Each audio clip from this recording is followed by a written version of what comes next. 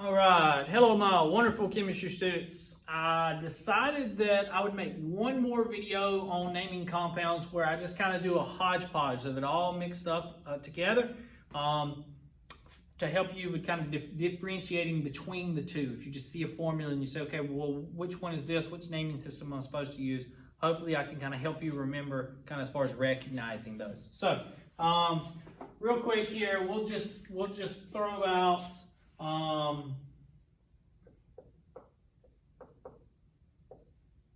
problem like this, okay? So what is this and how should I name it? I have a nonmetal and I have another nonmetal. If I have nothing but nonmetals, then this is a molecular compound. So I should name this molecular compound using prefixes, right? So the first one is just iodine, excuse me, right? And I never used mono with the first one. And then the second one is a fluorine, but we have to change the ending to "-ide", right? And maybe I should give myself more room because I have to put the prefix on there. Change the ending to "-ide", and the prefix 7 is hepta. Hepta. So this is iodine, hepta, fluoride, right? So two nonmetals, automatically molecular compound. In terms of seeing a name, if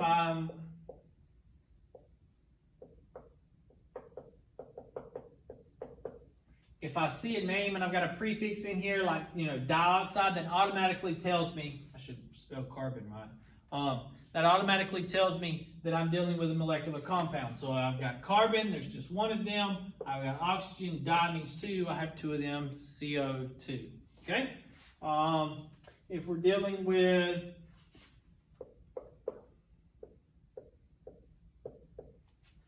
something like this, I've got hydrogen and a polyatomic. Hydrogen and a polyatomic tells me that I'm automatically dealing with an acid here. So this has got oxygen in it, it's a ternary acid, so my naming system would be just to name this guy. This is sulfate, right? So I change the ending of sulfate, 8 becomes ic, and then acid. And yes, they do, in the case of sulfur, they do add the UR back in here where they don't put it there. I don't know, but don't worry about the spelling. Okay? A few more here. What if I have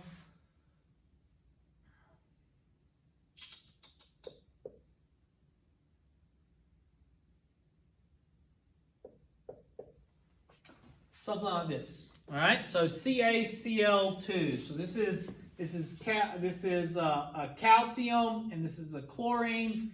Since calcium is metal, then I automatically know that I'm dealing with an ionic compound. So I name my metal. That never changes. And then I name my nonmetal. And since calcium is a metal that I automatically know the charge. Calcium is in group 2. It's a +2. So I don't have to do the Roman numeral. I don't have to use the stock system. I can go straight to just naming the nonmetal, chlorine, with the ending "-ide". Okay? On the other hand, if I'm dealing with something like this, I've got nickel and I've got oxygen. Nickel is a metal, okay? But nickel is in the transition, it's in the D block, it's in those transition metals, and it's not zinc or silver, which I told you is automatically 1. So nickel can have multiple oxidation. I don't have to write this using the stock system. So I can say, okay, it's nickel something, and then oxygen would be ox-ide. Change oxygen, change the ending to "-ide. But I got to know what that Roman numeral is there, right? So in order to do that, I come over here and say, okay, what's the charge of the oxygen? It's a -2. How many oxygens do I have? I just have one of them. So this whole side is -2. So that means that this whole side has to be +2 divided by however many of these guys we have, which is just one. So that means that in this case, the nickel is a +2. So I could say this is a nickel 2 oxide here. Okay? This video may not be exhaustive as far as me doing every single example of all the different types, but hopefully it just kind of, a broad stroke over all of them. Let's say we have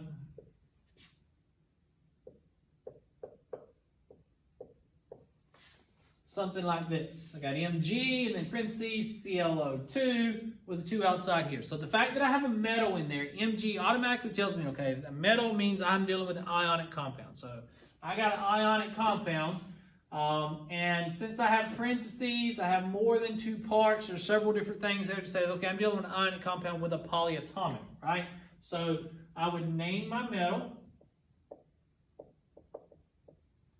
And then I just simply name the polyatomic. I don't have to worry about changing the ending of it. So ClO2, if you look on your list, ClO2 is chlorite, I-T-E ending. So magnesium chloride. And there you have it, right? If we go, say we have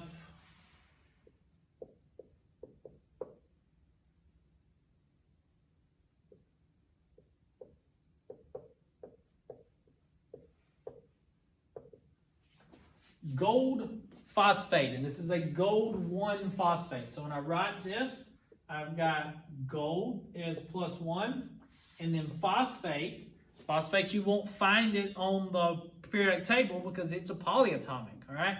And so I have to look at my polyatomic list to find phosphate. Phosphate is PO4 3-. So then when I swap and drop here, I get, because gold metal means I swap and drop, it's an ionic compound, right? I get 3 golds, and then I just have 1 of the PO4, so there's no parentheses needed there. Okay, so there's one of those. And then what about if I do one of these? If I go, let's say we have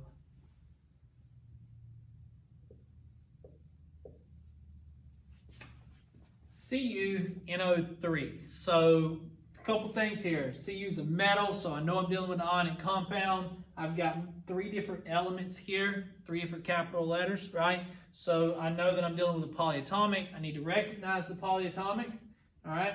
So I know this is copper,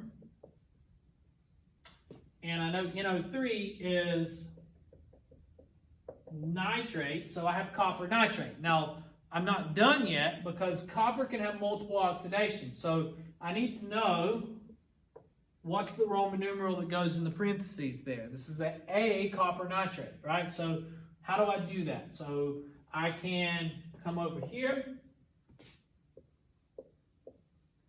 and say, okay, what's the charge of this nitrate? It's a -1. There's only 1 of them. So that means that it has a charge of, this whole side has a charge of -1, which means this whole side would have a charge of +1. There's only 1 of them, which means each of the coppers, the only copper would have a charge of 1. So this would be a copper 1 nitrate in this case. In this particular problem, since it wasn't simplified, you could have done the reverse swap and drop in order to get the charge of the copper as well.